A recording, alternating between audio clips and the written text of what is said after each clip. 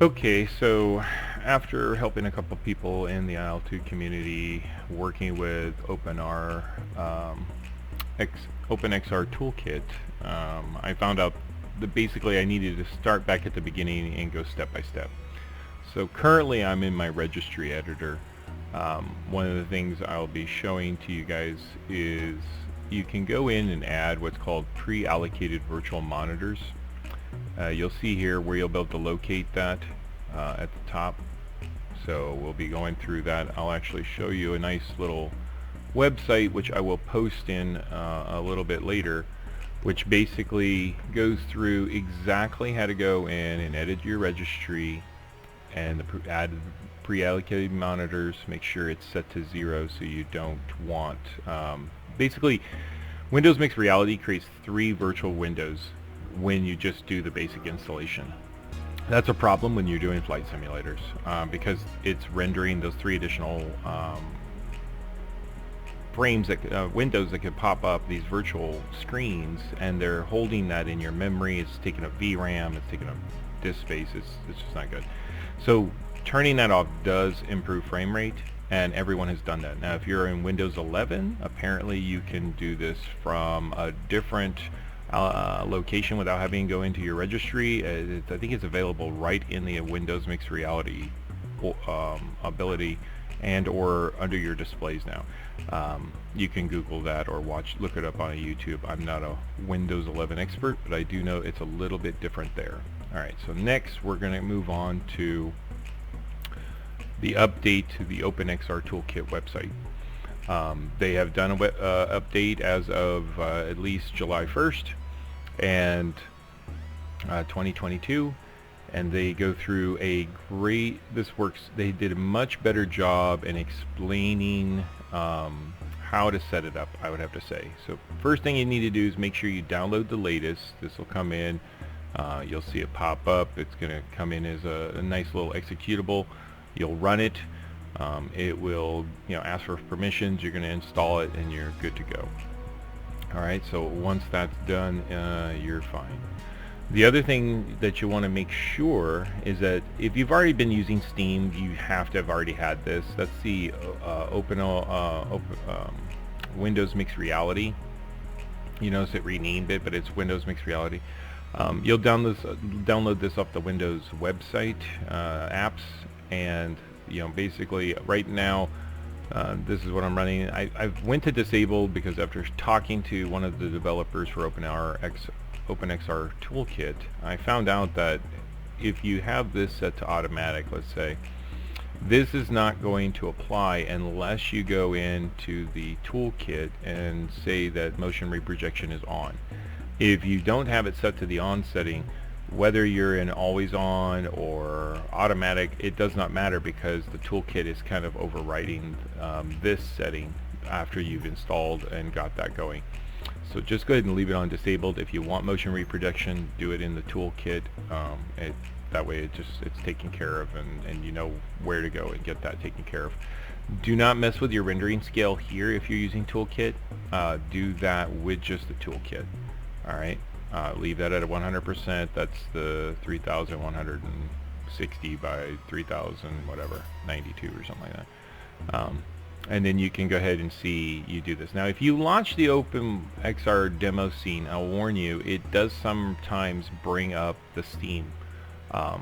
And that can cause some problems. If you ever end up with your backend Steam, I'm going to go through and talk to you guys about how to quickly just switch it back now.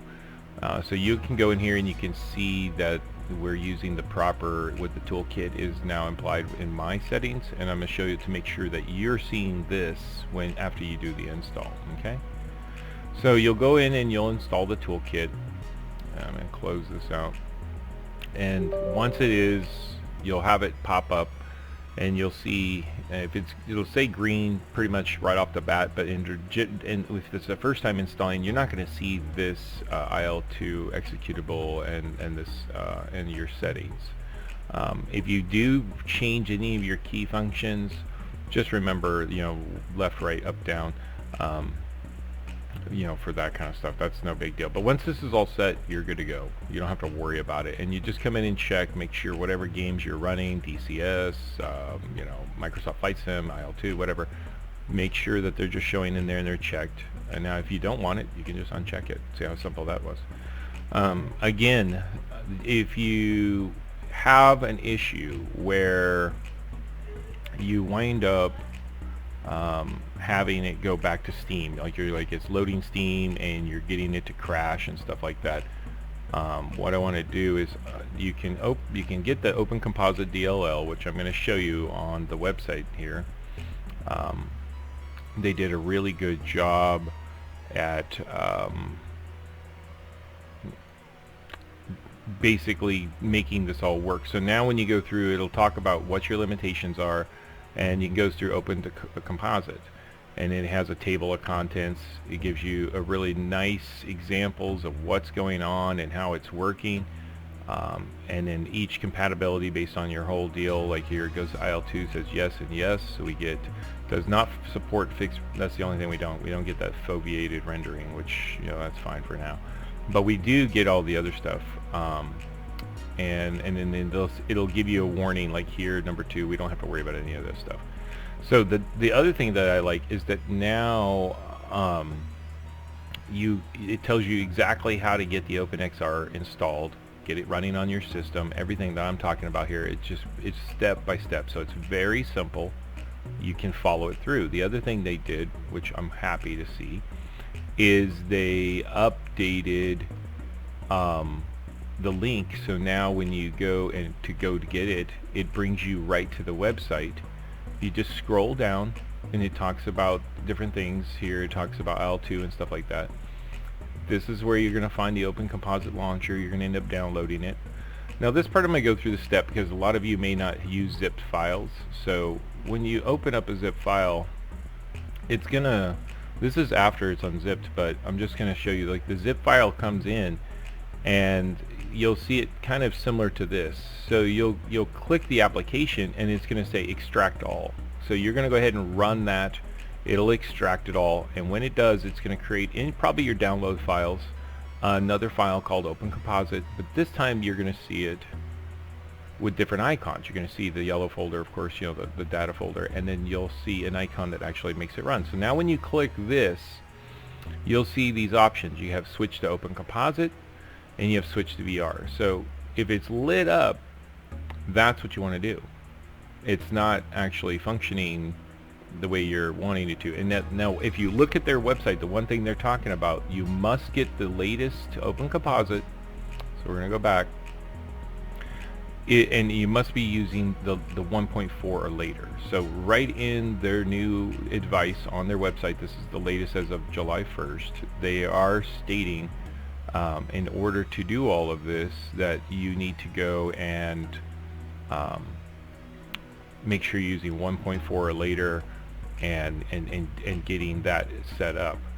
So the big one there, go through and look at that. They do talk about some of the other stuff that you want to make sure you're doing. The other one that they talk about is in your settings, for your graphic settings under Windows 10 and Windows 11, you want to make sure your hardware accelerated GPU scheduling is turned off, because that does cause problems. They do talk about that. It's real easy to find. You just go into your settings. So you just, you know, right click on your deal here, and you just go right to system, and then you can go right to display. Pretty much you scroll down to the bottoms, it gets you to the graphic settings, and that's where you'll find it. You'll turn it off, and then, you know, if it's in the on position, of course it's blue, but you know it's off, and you'll have to do a restart, and then that will take effect. So those are all basically set up in the system, and that's about it. So those are the main ones you want to do. The nice thing, I wanted to go back to the OpenCompositor, is if you want to switch back to SteamVR, it's there. You just click it, you're done, you close it, you don't think about it. Now you want to go back, you click it, you're done, there. Now if you look at the configure, all they're doing is it has runtime OpenComposite, and it says default Steam, and then we can say, and you can choose OpenComposite or SteamVR. So, and it defaults it both in the Steam, and it's going to default it so you can operate IL2 just by running it. So now that I have this all done, and you have done the same thing, you can quickly just go to your IL2 folder, pull that up, and you can go in. And so let's just go into mine real quick and I'll show you. So real simple. Everyone has probably a C drive. Wherever you have your Windows installed, you go into Programs, 86, 1C. Alright, I just re-iconed this because I'm always using it, and I actually want to try to... is it going to make it bigger for me? Yeah, I want to make these as big as possible. So these are the folders. I just made the icon different because it just makes it quick for me to look and do it. But you're going to go in, you're going to check your bin file, and then you have the different ones. And here's where you're going to see the new open, and you'll see the date, like 6/6/2022 was the latest open API DLL file. And I think it's under viewer too. And then yeah, so again, you can see mine's already updated from the previous time I've done a video in the past. I'm actually going to take all my old videos down because they're just too much misinformation where I was incorrect. I had the wrong data, or I was making assumptions because I didn't know what I was doing. And I don't want that to be confusing the community still being out there. So those are going to disappear. You'll only see these. Okay, so I'm going to do a real quick overview of the Windows Mixed Reality portal, which is not the same thing as Windows Mixed Reality open tool, tools for Windows Mixed Reality, the OpenXR. Not the same thing. It's a another app here, but this is so you'll understand this one. So real quick review. Most of you probably already used this, so I'm just going to go through it real quick. Startup. That's the main one, making sure that the Steam VR is disabled. You can do whatever you like here. I like to have my headset not turn on when I plug it in or anything. I want to just turn on when I hit the app and turn it on. If you have a problem like sometimes mine when I've had the power off, because the headset, if any of you have noticed, even when you're not using it, it gets hot. I don't know why. It's like it's a sleep mode, and it just warms up the panels, and then you're preheating your goggles. I don't know anybody who wants to preheat their VR goggles, but if you do, don't do any of this. And what I'm talking about, just worry about the Steam VR stuff. Me personally, I don't like to preheat my VR goggles. I leave them off all the time. I either unplug them or use the new adapter to turn them off. And then I will turn them on only when I'm using them, so that way they're nice and cold, and I'm not having to worry about that extra heat buildup. It gives me a few more hours, maybe an hour or more fun playtime.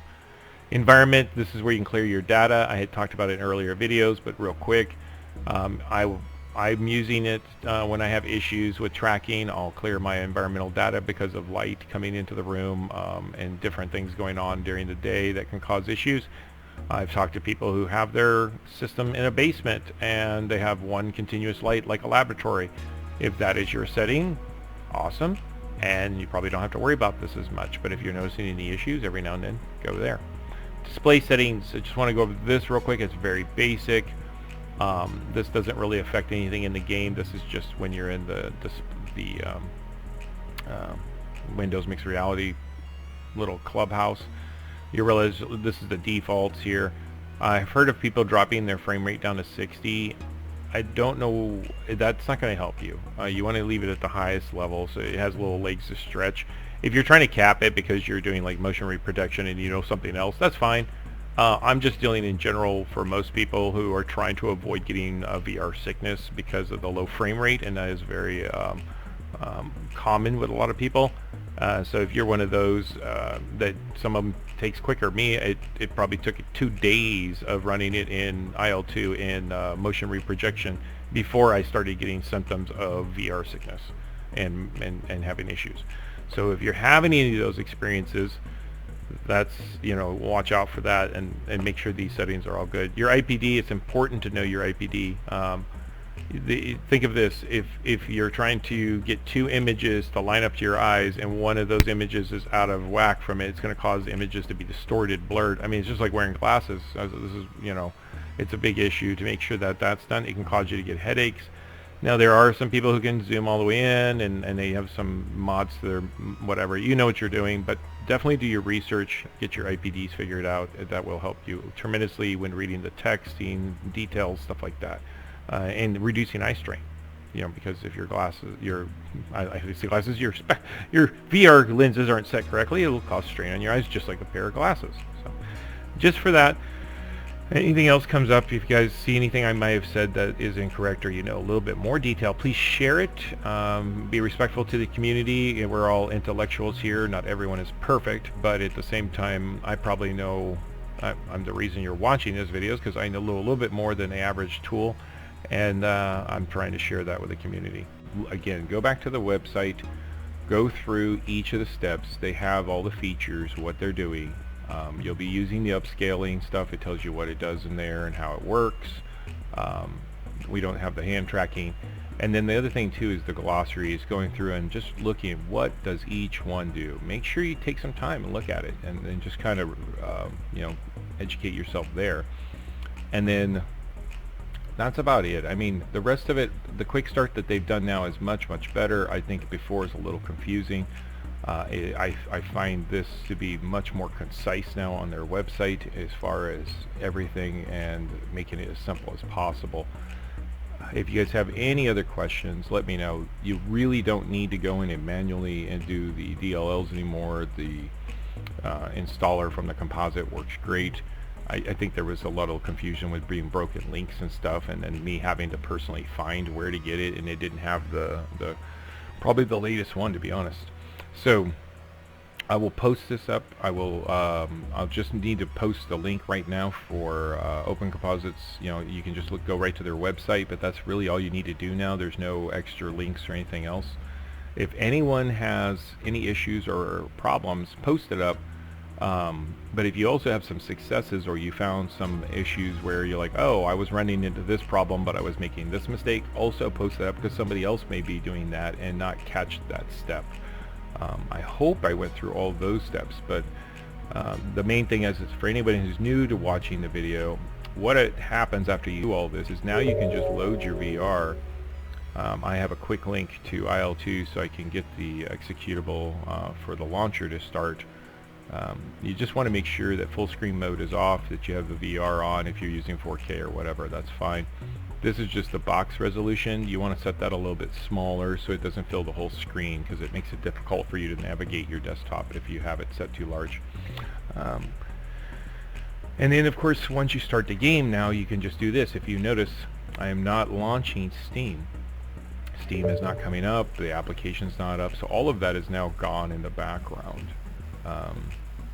I have another video on the 1.4 where I go through some other settings in the game, but I'm going to just go ahead and just do a quick refresh of that here for those of you who want to continue watching. If you've already pretty much understand the rest of your settings, or you don't want to watch anymore, this is probably a good time to just stop the video.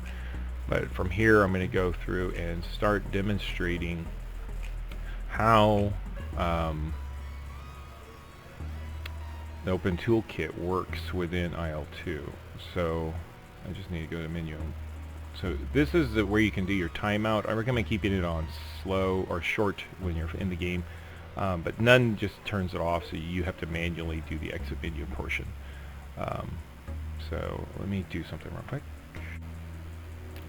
and let me go back and start.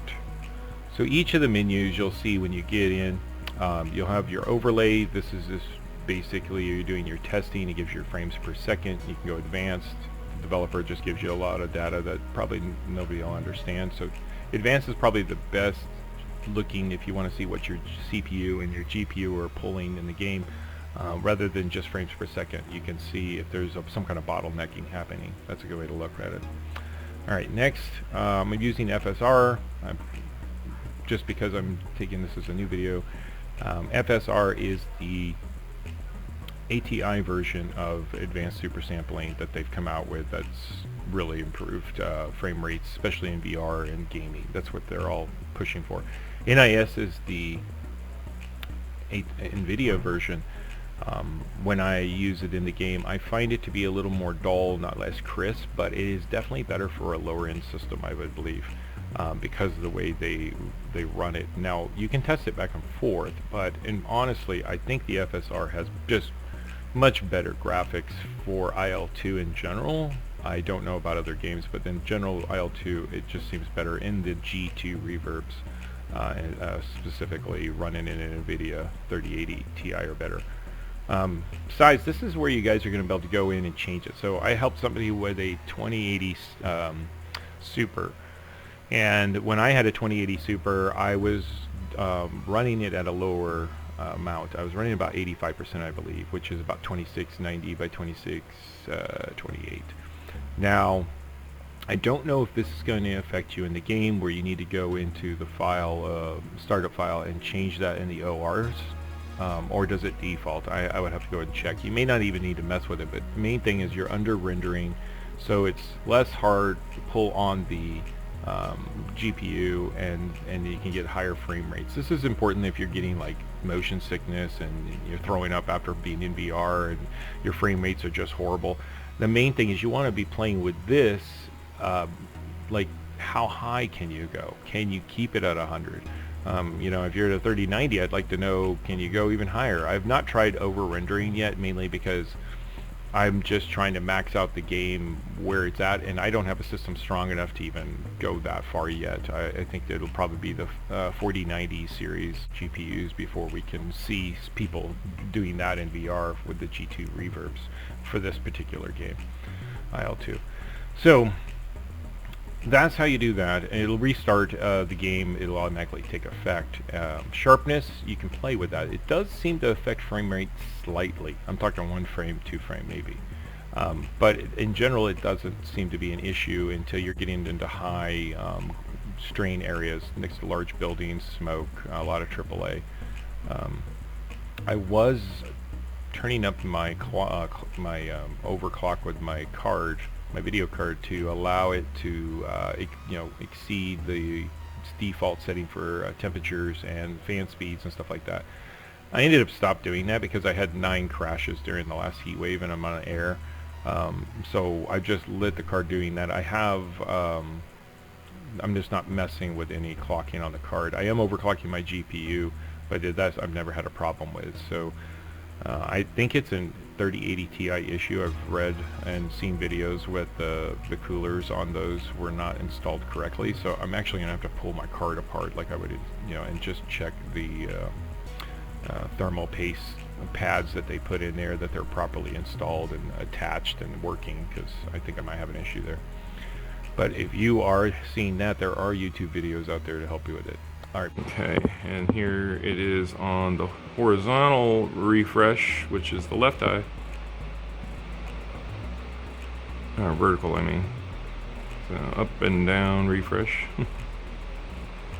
And I mean, this is pretty decent at giving you an idea through the camera, I mean, what is happening, and then how obnoxious it can get, just in general. And this is just the one eye, so, and I'm trying to hold a camera just so you can actually get the best focus on it. Let's try that.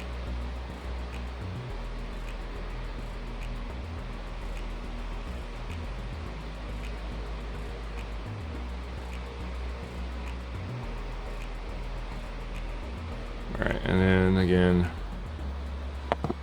the other eye is a little easier to get into for some reason.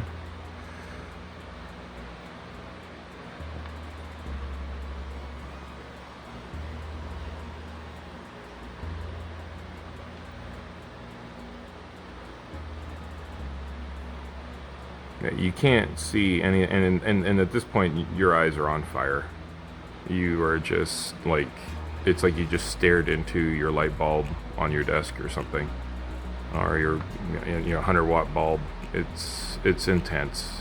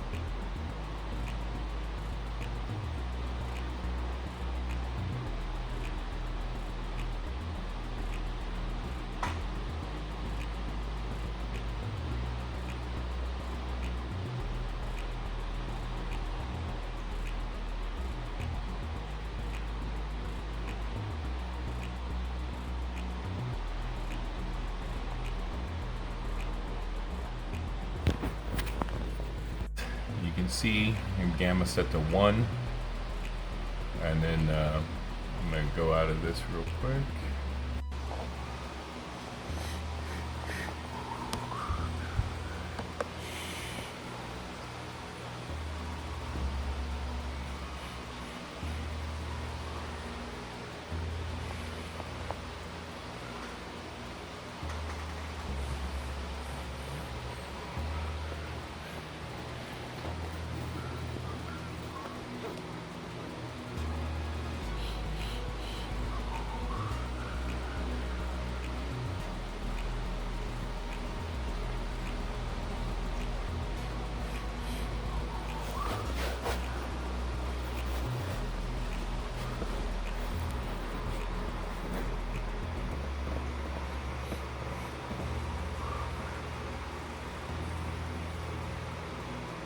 Post-processing. This one you want to have set to on, and that allows, if you have it set off, this is all you're going to get is world scale, and that's it, and that's fine, and we'll go over that in a second. But with it on, it allows you to get the functions like sunglasses.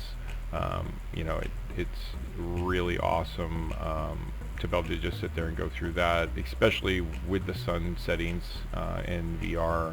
And it seems like really I don't see any communication from Il2 on what they're doing to deal with this. It's almost like, well, if we do it, it's going to change the whole game, and we can't fix it for the one graphics. It's kind of like, remember when the ATI cards had the graphical issues where like you were in a snow map and black lines and refract, it was just all out of whack because they just weren't working with the update that they had done. And I actually went out and bought an NVIDIA card right after that because I just couldn't handle it. I didn't want to wait, and I just felt like, well, if ATI cards are so horrible, that, you know, because this game can't even handle it or whatever, then I'm just going to get an NVIDIA card and pass up the brain damage because they weren't having the problem. But yeah, so that's what it feels like with the brightness in the game on the sun. I'll be making another video where I've recorded inside the goggles. I made a joke about the or the lux being over 1,000, but in reality, it's probably more like in the 40s or 50s, depending on the settings. And it's still, that's intense when you get them out of both eyes directly. You know, it's just blinding. It's oversaturated. It's just ridiculous. So here's the settings you can play with. I actually do change some of these settings, like on a snow map. I'll lower some of the brightness and some of the exposure and stuff like that to just try to honestly save my eyeballs. I wasn't using shaking reduction right now. I don't seem to be having too much shaking within Il2. It may be player specific, but when I had it on, I did notice a few more crashes. But this was one of 3 things I did remove, and I haven't gone through and done a on-off test situation. But I did notice a more consistent frame rate and a little bit less issues with the game freezing up for some reason in high intensity situations. Let me know if you guys are having any problems with this. If you notice some crashes and you haven't messed with anything else on your computer, like overclocking your GPU, then just, you know, that would be a good spot to start with, just in case that is an issue with this game for some reason. And that's about it. I did try some, you can go in and override the resolution per eye. I didn't find any advantage here, but I haven't tried going higher, and that may be where you want to try that. When I messed with any of this, I found the frame rates were lower and the image quality was poor, and I was getting VR sickness. Right now I'm not using motion reprojection just because I want the higher frame rates. I noticed I was getting some VR sickness when I had it on, and these are just the basic settings I'm doing now. I do play with that based on the particular map, summer, winter, and so on, because each map seems to have different qualities in their trees and the ground textures and so on. They don't seem to be all equal in Il2. So here it is, field of view adjustments. They have simple and advanced. These are some stuff you'll just want to look at the website to figure out. I find using the zoom actually causes me to get almost like eye strain, as though I'm looking through a pair of binoculars and they're not properly, you know, adjusted for my eye. And it just seems to be extreme strain there. So I don't usually use it. I did find that the planes seem more three-dimensional, like within 2,000 meters of the plane. I found that quite interesting, but I found the rest of the experience to be unsettling personally, so I don't play with that too much. I just use the in-game zoom for, you know, looking around and stuff. Other than that, I hope this helps a lot. I don't want to go too much more into it. I will edit a lot of this out because I do like to ramble, but anyway. If anyone else could please post up their system, like what they found, you know, basic settings, like I'm running an ATI card and it's this, and I'm running an AMD chip and it's this, and I have this much RAM and it's this kind of RAM, and I have these settings, you know, and I've done this, this, and this, like turned off shadows or whatever. Your basic settings, but what your experience was is very important, because if you're having problems, you know, I can help you walk through some of that with another video. If I'm missing something, but it would be really helpful to leave some detailed comments of people who are having positive experiences, and what they found is possible problems that they were running into if they were experiencing problems before watching this video, or they just tried it for the first time and was it simple and easy to use and get everything working real simple. So if it's not, I want to know, because I want to go back and make another video and try to kind of narrow it down to be very user friendly. So thank you guys so much. Bye.